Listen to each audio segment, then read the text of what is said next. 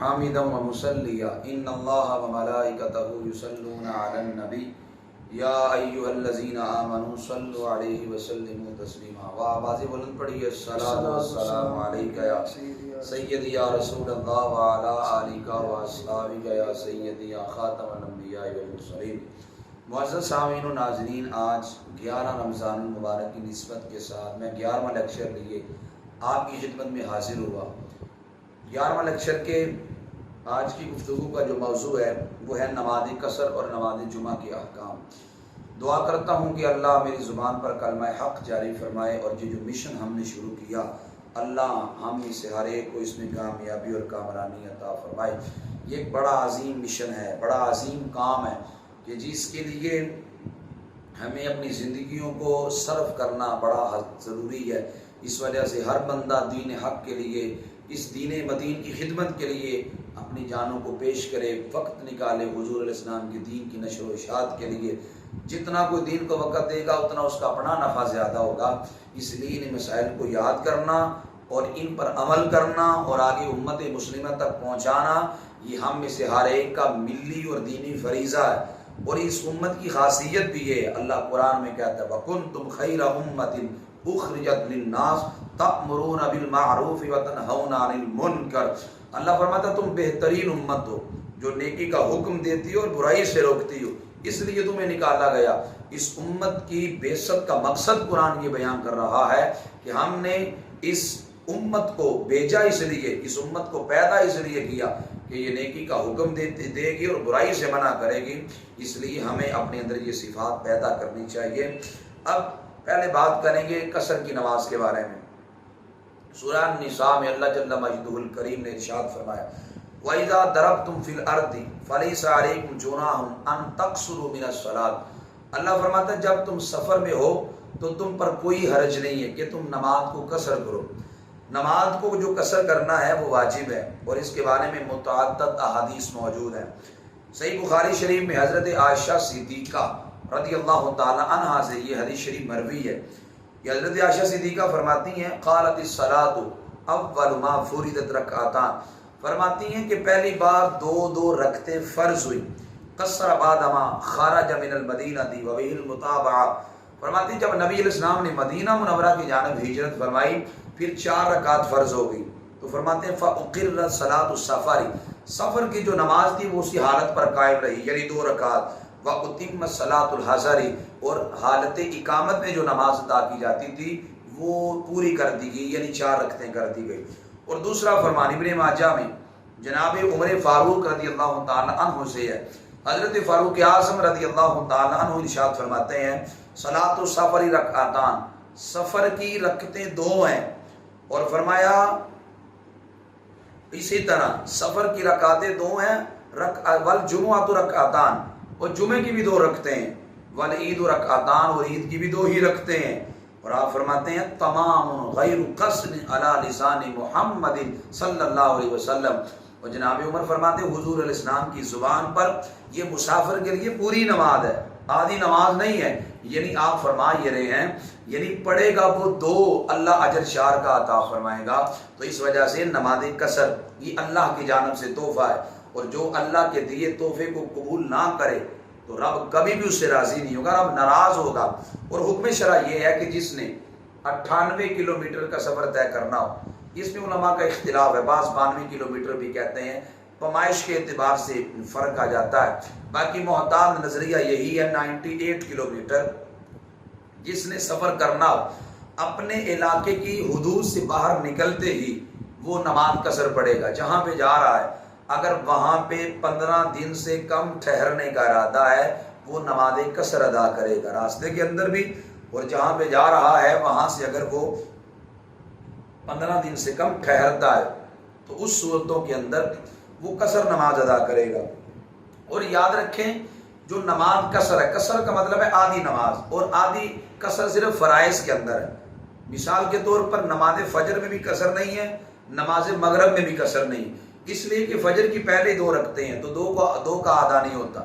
نماز مغرب کی پہلے 3 رکعتیں ہیں تو 3 کا نصف نہیں ہوتا. اس لیے جو نماز قصر ہے وہ ظہر میں ہے، عصر میں ہے اور نماز عشاء میں. ان میں جو چار چار فرائض ہیں وہ آپ نے دو دو کر کر پڑھنے ہیں، اور قصر کرنا واجب ہے، اور اس کے حق میں 2 رکعتیں ہی پوری نماز ہے۔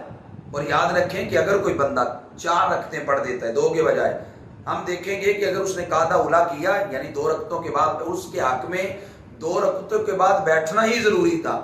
اگر مسافر نے 2 رکعتوں کے بجائے 4 رکعتیں پڑھ دی تو اگر تو 2 رکعتوں کے بعد وہ قعدہ میں بیٹھا اور پھر کھڑا ہو گیا، کھڑا کر 2 رکعتیں اور ملائی، تو اس صورت کے اندر اس کے 2 فرض ہو جائیں گے، 2 نفل ہو جائیں گے۔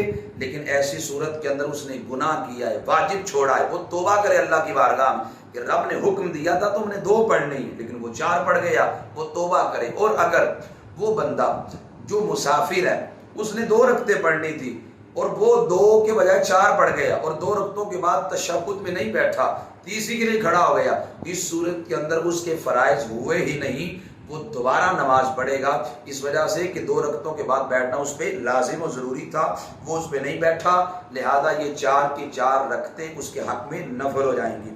اور یہ بھی بات یاد رکھنا اہم ہے، قصر صرف فرضوں کے اندر ہے، سنتوں میں قصر نہیں ہے، سنت نمازوں میں قصر نہیں ہے۔ اور ہاں علماء یہ فرماتے ہیں جیسا کہ فتاوی عالمگیری میں ہے، ولا قصر فی السنن قضا فی المحیط، سنتوں میں قصر نہیں ہے جیسا کہ محیط کتاب میں ذکر ہے اس کا۔ وبعضهم جوّد للمسافر ترک السنن والمختار انه لا یاتی بها فی حال الخوف ویاتی بها فی حال القرار۔ علماء فرماتے ہیں جو مسافر ہے خوف کی حالت میں، جلدی کی حالت میں وہ سنتیں چھوڑ سکتا ہے، لیکن جو حالت قرار آ جائے یعنی جہاں پہ جا رہا ہے اپنی منزل پہ وہاں پہنچ جائے تو پھر سنتوں کو ادا کرے گا، سنتوں کو ترک نہیں کرے گا۔ خوف کی حالت میں یا جلدی سفر پہ جانا ہے، اس حالت میں وہ سنتیں چھوڑ سکتا ہے، البتہ سنتوں میں قصر نہیں ہے، یعنی سنتیں آدھی نہیں ہوگی، سنتیں پوری کی پوری ہی وہ بندہ ادا کرے گا۔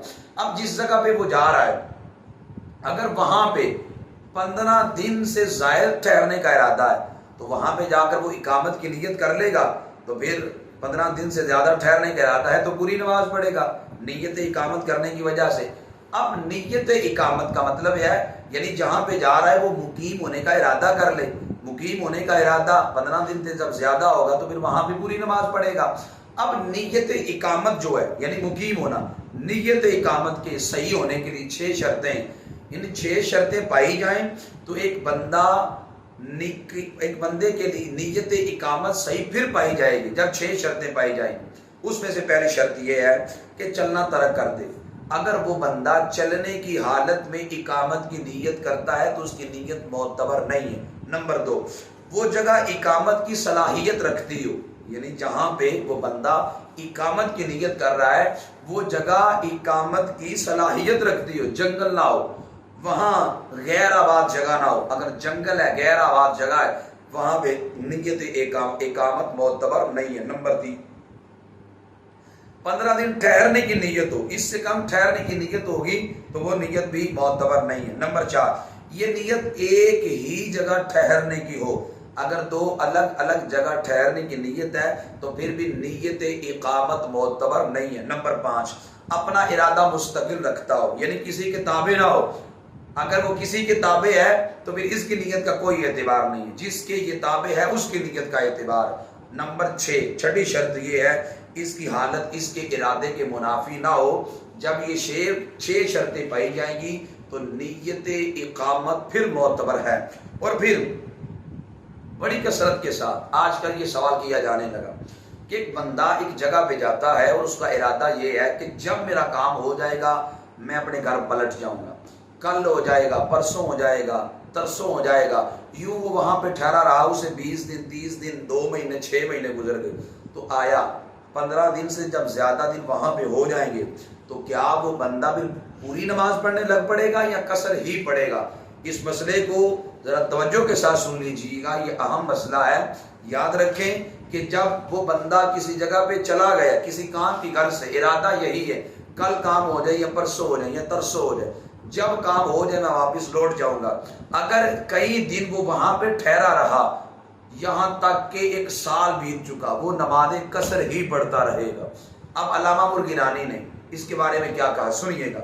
الہدایہ کے اندر آپ فرماتے ہیں وَلَوْ دَخَلَ مِصْرًا، علی عزم، اگر کوئی مسافر کسی جگہ پہ اس ارادے کے ساتھ گیا کہ ان یخرج غدا او بعد غد، کہ وہ کل یا پرسوں کام ہو کر چلا جائے گا، کل کام ہو گیا چلا جائے گا، پرسوں کام ہو گیا چلا جائے گا، ولم ینوی مدت الاقامت، اقامت کی نیت نہیں کی، بس اسی کشمکش میں ہے یار جب میرا کام ہو گیا میں نے گھر لوٹ جانا ہے، اور وہاں پہ وہ ٹھہرا رہا حتی باقی علی ذالک سنین، کئی سال ٹھہرا رہا، تو علماء فرماتے ہیں اگر کئی سال بھی ٹھہرا رہا قاصا رہا پھر بھی وہ نماز قصر ہی پڑھتا رہے گا، اس لیے کہ اس نے اقامت کی نیت نہیں کی، ارادہ یہی ہے جب کام ہو گیا میں واپس لوٹ جاؤں گا، وہ کل ہو جائے یا پرسوں ہو جائے یا ترسوں ہو جائے، یوں کئی سال بھی وہاں پہ ٹھہرا رہا تو وہ قصر نماز ہی پڑھتا رہے گا۔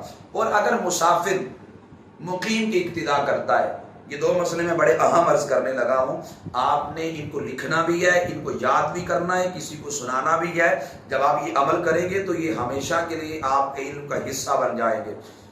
یاد رکھیں اگر کوئی مسافر، اس پر چونکہ نماز قصر واجب ہے، اس نے 4 فرضوں کو 2 پڑھنا ہے، اگر جو مسافر ہے کسی مقیم امام کے پیچھے کھڑا ہو جاتا ہے، یعنی کسی جگہ پہ گیا ہے وہاں مسجد کا جو امام ہے وہ مقیم ہے، اور مسافر مقیم امام کے پیچھے کھڑا ہو کر نماز پڑھتا ہے، تو مقیم امام نے پوری نماز پڑھنی ہے، یعنی 4 رکعتیں، آپ مسافر بھی 4 رکعتیں ہی پڑھے گا، یہ 2 رکعتیں نہیں پڑھے گا، یہ 4 پڑھے گا، اس لیے کہ اس نے مقیم امام کی اقتدا کر لی، اس صورت میں یہ 4 رکعتیں ہی پڑھے گا۔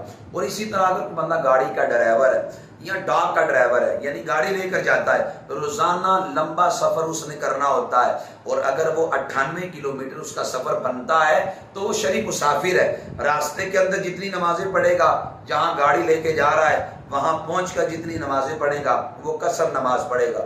یہ جو مسئلہ ہے ہمارے معاشرے میں اس مسئلے کا لوگوں کو نہیں پتا، اور یہ بڑا اہم مسئلہ ہے۔ وہ مسئلہ یہ ہے کہ اگر مسافر امام بن جاتا ہے اور دیگر لوگ مقیم بن جاتے ہیں، جو وہاں کے رہائشی ہیں، جو مقیم ہیں وہ مقتدی بن جاتے ہیں، اور امام جو ہے وہ مسافر ہے، مسافر امام بن جاتا ہے، اب توجہ کریں، جو مسافر ہے وہ امام بن گیا، وہاں کے دیگر جو مقیم لوگ ہیں وہ مقتدی بن گئے، اب مسافر امام پہ 2 رکعتیں واجب ہیں پڑھنی، کیونکہ اس نے قصر پڑھنی ہے۔ اور پہلے یہ بات یاد رکھ لیں، جب مسافر امام بن جائے تو پہلے مقتدیوں کو بتا دے کہ بھائی میں مسافر ہوں، میں نے 2 رکعتیں ادا کرنی ہے، میں 2 رکعتوں کے بعد سلام پھیر دوں گا، تم نے اپنی باقی 2 رکعتوں کو کھڑے ہو کے ادا کرنا ہے، اور ان 2 رکعتوں کے اندر تم قرات نہیں کرو گے، خاموشی کے ساتھ سورہ فاتحہ کی مقدار کھڑے رہ کر وہ رکوع سجود کریں گے، دونوں رکعتوں کے اندر قرات نہیں کریں گے وہ مقتدی۔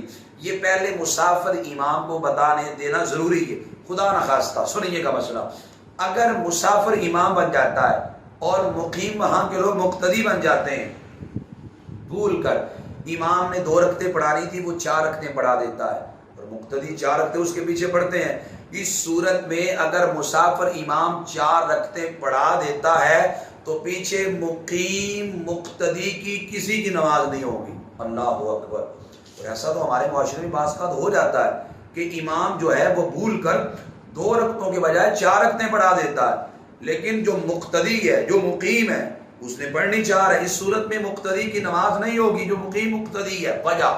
وجہ یہ ہے کہ امام جو کہ مسافر ہے اس پر 2 رکعتیں پڑھنا واجب تھی، اگلی 2 رکعتیں واجب نہیں تھی، وہ نفل تھی، اس نے اگلی 2 رکعتیں نفل ادا کی، اور اس پر 4 رکعتیں فرض ہیں، اور مقتدی نفل والے کے پیچھے فرض ادا کر رہا ہے، تو کیسے اس کی نماز ہوگی؟ در محتار میں، رد المختار میں امام حسکفی نے لکھا، امام شامی نے لکھا، کیا فرماتے ہیں؟ وَلَا مُتَرَفِّزٌ بِمُتَنَفِّلٍ، کہ نفل پڑھنے والے امام کے پیچھے فرض پڑھنے والے کی نماز نہیں ہوتی۔ یہاں مسافر امام آخری 2 رکعتیں اس میں نفل ہیں اور مقتدی پہ وہ فرض ہیں، تو مقتدی فرض نفل پڑھنے والے کے پیچھے کیسے پڑھے گا؟ اس لیے اگر مسافر امام بن جاتا ہے وہ 4 رکعتیں پڑھائے گا تو پیچھے مقیم مقتدی کی نماز نہیں ہوگی۔ اور آگے نماز جمعہ کی ضروری باتیں، اللہ تعالیٰ ارشاد فرماتا ہے، یا ایھا الذین آمنوا اذا نودی للصلاۃ من یوم الجمعۃ فاسعوا الی ذکر اللہ وذروا البیع ذلکم خیر لکم ان کنتم تعلمون۔ اللہ فرماتا ہے، اے ایمان والو، جب تمہیں نماز جمعہ کے لیے ندا دی جائے فَاسْعَوْا إِلَىٰ ذِكْرِ اللَّهِ اللہ کے ذکر کی طرف دوڑو، وَذَرُوا الْبَيْعَ خرید و فروخت چھوڑ دو، ذَلِكُمْ خَيْرٌ لَكُمْ یہ تمہارے لیے بہتر ہے، اِن كُنتُمْ تَعْلَمُونَ اگر تم جانو۔ دولت اکٹھی کرنی ہے ساری زندگی، جب اذان ہو جائے جمعۃ المبارک کی پھر دوڑو، خرید و فروخت ترک کر دو۔ اللہ تعالیٰ فرماتے ہیں نماز جمعہ ادا کرنے کے بعد پھر رزق حلال تلاش کرنے کے لیے نکلو، لیکن جب جمعے کی اذان ہو جائے تو کام دکانیں بند کرو، اللہ کے حضور جا کر اپنی پیشانی کو جگاؤ۔ اور یہ پیٹ، یہ دولت جتنی مرضی جمع کر لو، یہ پیٹ نہیں بھر سکتا۔ اگر آپ کے پاس کروڑ روپیہ ہے، نفس یہ چاہتا ہے اور کروڑ آ جائے، یہ دل تو بھرتا نہیں ہے، آنکھیں تو تھکتی نہیں ہیں۔ اس وجہ سے جب آذان کی آواز آپ کے کانوں میں پڑے، سارے کاموں کو ترک کر کر مسجد کی حاضری کو یقینی بنائے۔ اور حضرت انس بن مالک رضی اللہ تعالی عنہ سے یہ حدیث پاک مروی ہے، نبی کریم صلی اللہ علیہ وسلم نے ارشاد فرمایا، بڑی خوبصورت حدیث ہے، فرمایا ان یوم الجمعۃ ولیلۃ الجمعۃ 24 ساعۃ۔ حضور فرماتے ہیں کہ جمعہ کا دن ہو یا جمعہ کی رات ہو، فرمایا ان دونوں کی 24 گھنٹے ہیں، لیس فیہا ساعۃ، فرمایا لیس فیہا ساعۃ، کوئی ایسی گھڑی نہیں ہے جمعہ کی رات کی اور جمعے کی، فرمایا الا وللہ فیہا 600,000 عتیق من النار، اللہ ہر گھڑی میں، ہر ساعت میں 6 لاکھ لوگوں کو جہنم سے آزاد فرماتا ہے۔ کتنی خوبصورت جمعہ کی اور جمعۃ المبارک کی گھڑیاں ہیں، جمعہ رات کی گھڑیاں ہیں۔ اور دوسری حدیث سنیے کہ دل مزے کی ہے، میرے آقا علیہ السلام نے فرمایا ما من مسلم یموت یوم الجمعۃ او لیلۃ الجمعۃ الا وقاہ اللہ فتنۃ القبر۔ میرے آقا علیہ السلام فرماتے ہیں جو بندہ جمعہ کے دن فوت ہوا یا جمعہ کی رات کو فوت ہوا، میرے آقا فرماتے ہیں اللہ اس بندے کو فتنہ قبر سے محفوظ فرما دیتا ہے۔ تیسری حدیث کے بعد حضرت ابو قتادہ رضی اللہ تعالی عنہ سے مروی، نبی کریم صلی اللہ علیہ وسلم نے ارشاد فرمایا من ترک الجمعۃ 3 مرات من غیر ضرورت طبع اللہ علی قلبہ۔ نبی علیہ السلام فرماتے ہیں جس نے 3 جمعے بلا ضرورت چھوڑے، میرے آقا فرماتے ہیں اللہ اس کے دل پر مہر لگا دیتا ہے۔ اللہ اکبر۔ چوتھی حدیث پاک سنیے گا، ابن خزیمہ میں بھی ہے اور ابن حبان میں بھی ہے، نبی کریم صلی اللہ علیہ وسلم نے ارشاد فرمایا من ترک الجمعۃ 3 من غیر عذر فهو منافق۔ حضور فرماتے ہیں جس نے 3 جمعے بلا وجہ چھوڑے، میرے آقا فرماتے ہیں وہ بندہ منافق ہے۔ اللہ اکبر۔ غور کریں وہ لوگ، لمحہ فکریہ ان لوگوں کے لیے کہ جو بلا وجہ پے در پے جمعوں کو چھوڑتے ہیں۔ اور پھر یہ دیکھیں آگے میں مسئلہ عرض کر رہا ہوں، جمعہ فرض عین ہے اور اس کی جو تاکید ہے نماز ظہر سے زیادہ ہے۔ جمعۃ المبارک کا منکر کافر ہے۔ اور جمعہ کی 6 شرائط ہیں۔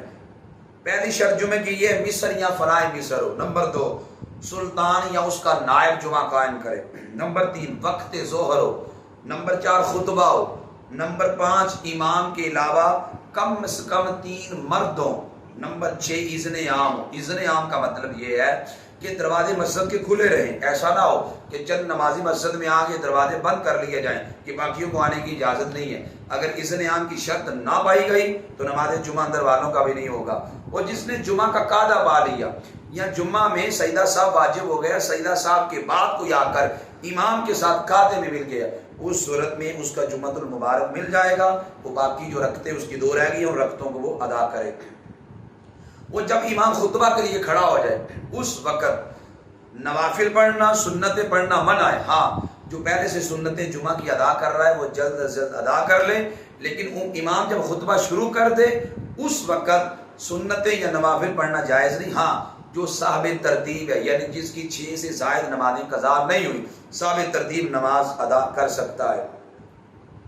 اور جو چیزیں نماز میں حرام ہے، مثلا کھانا پینا، سلام اور جواب دینا وغیرہ، یہ سب خطبے کی حالت میں بھی حرام ہے، یہاں تک کہ امر بالمعروف بھی حرام ہے، ناجائز ہے۔ کیا مطلب؟